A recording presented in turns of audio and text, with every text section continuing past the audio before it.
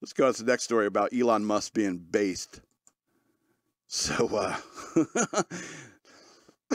Elon Musk defends bashing Soros in exchange with the reporter.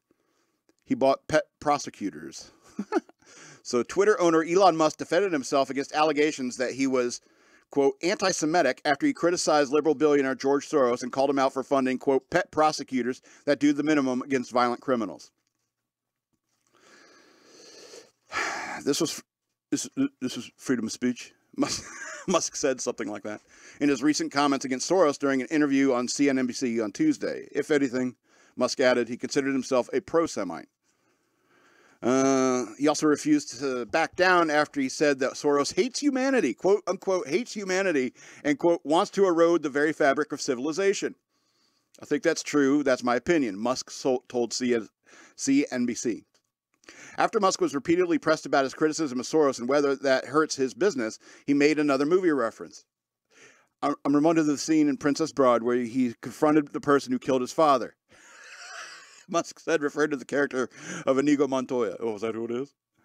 Offer me money, offer me power, I don't care, Musk said, paraphrasing a famous scene where Montoya comes face to face with his father's killer. I'll say what I want to say, and if the consequence of that is losing money, so be it, Musk concluded. Musk tweeted again, put your money where your mouth is. Absolutely, sir. Musk tweeted again about Soros on Tuesday, writing that the Hungarian-American billionaire has exploited a weak point in American justice system, prosecutorial discretion. Quote, Soros astutely identified a massive arbitrage opportunity in district attorney elections where a relatively small amount of money has outsized influence, Musk wrote. Soros has come under renewed criticism from Republicans after it was revealed that he had funded the left-wing district attorneys that represent 20% of Americans across the country. More recently, Soros has been criticized for over $1 million contribution he made to a group closely tied to Manhattan District Attorney Alvin Bragg, the prosecutor who led the indictment against former President Donald Trump. Musk added that Soros' dismantling of the legal system was intentional. Quote, Soros' instructions and his pet prosecutors were essentially to minimize prosecuting even violent criminals. That's why a criminal, someone who has already stabbed his roommate, could brutally assault Dave Chappelle on stage with the same deadly weapon and yet receive merely a misdemeanor. Wow. Man, he is concise when he talks, isn't he? He packs a lot in it, too. It's like he even name-dropped Dave Chappelle. Isaiah Lee was sentenced to 270 days in county jail after he tackled comedian Dave Chappelle on stage at the Hollywood Bowl in California. Lee told the Post during the jailhouse interview he was triggered by Chappelle's anti-LGBTQ+ jokes and claimed that Will Smith's slap of Chris Rock at the 2022 Oscars inspired him. I don't remember reading that. That's insane. Oh, my God. Musk also commented on the 2020 presidential election, saying that he believed that Biden won the election. He said there was still election interference. Quote, there was Twitter and others engaged in the act of suppression of information that was relevant to the public. That's a terrible thing that happened. That's election interference, Musk said in reference to Hunter Biden's laptop story being initially restricted from the social media platform in the days leading up to the 2020 election.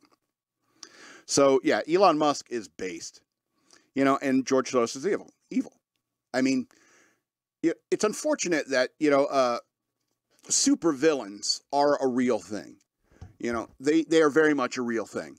And the closest thing we got to a superhero is Elon Musk. And I know it's not much. I mean, I wish he would build himself an Iron Man suit or something like that, or inject himself with spider chemicals and make himself a Spider-Man or something. Wouldn't that be so awesome? Odds are I'd probably just die. Get some disease, like, oh, this is interacting poorly with my system, and he dies. But I mean, Elon Musk is the closest thing we have to, because supervillains have been prevalent and in charge for so long. If you look at all those classic supervillains like Lex Luthor, they're wealthy philanthropist businessmen. They're evil Bruce Waynes in many ways. It's like, instead of being Bruce Wayne, to using his wealth to, assemble a network of connective, good-hearted people, good-hearted people trying to do the right thing, you get the opposite going on. Dr. Jordan Peterson, I listen to him a lot. He often talks about, it's like, we know how bad evil can go, but we don't know the upper limits of how far good can go.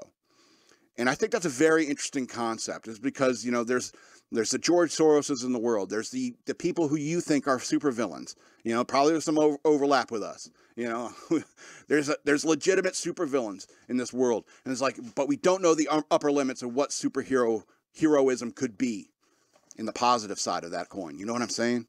That's something to think about. And it's something that you need to understand. I think that is what Elon Musk is doing.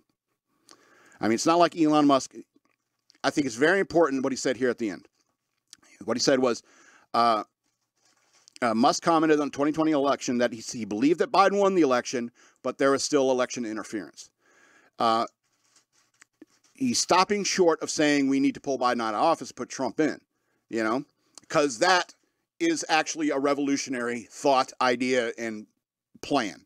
That's a little crazy. All right. It's a little over the line. So, I mean, I don't agree with Musk and everything. I think that he's, but I think that he does believe in the American ideals.